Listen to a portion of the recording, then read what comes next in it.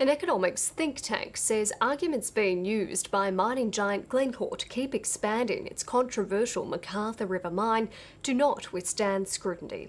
The Australian Institute has criticised the company's economic modelling of expected taxes and royalties to be paid to the Northern Territory government as almost comical. Jane Bardon reports.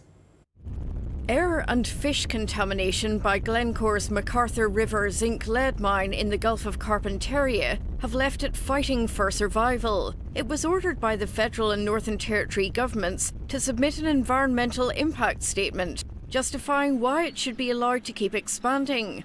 The company is relying heavily on promoting economic benefits over the next 1,000 years. I think this is actually comical.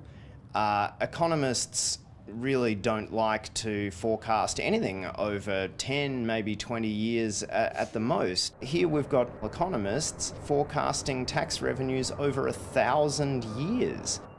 An Australia Institute report is questioning Glencore's prediction it would pay $1.5 billion in tax to the Territory and federal governments.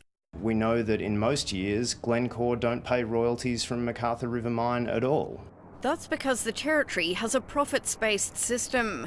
The Tax Office has reported that in some years, Glencore hasn't paid any company tax. And the Institute is also questioning why Glencore hasn't included economic modelling on the environmental risks the company has identified. The economic modelling of the report completely ignores the huge environmental risks that the McArthur River Mine project presents to the local community. There's no independent economic report, and I think the government would be well advised to get an independent report. Particularly now we have the Australia Institute report that's really cast some doubt on the figures that have been proposed by MRM. The mine could be required to pay more tax than its critics expect, because the NT government is considering changing to a production-based royalty system.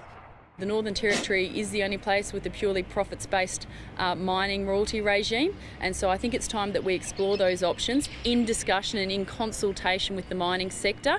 Glencore has responded by saying the economic forecasts in its EIS have been calculated by a respected and independent consulting firm using a wide range of factors. Jane Bardon, ABC News.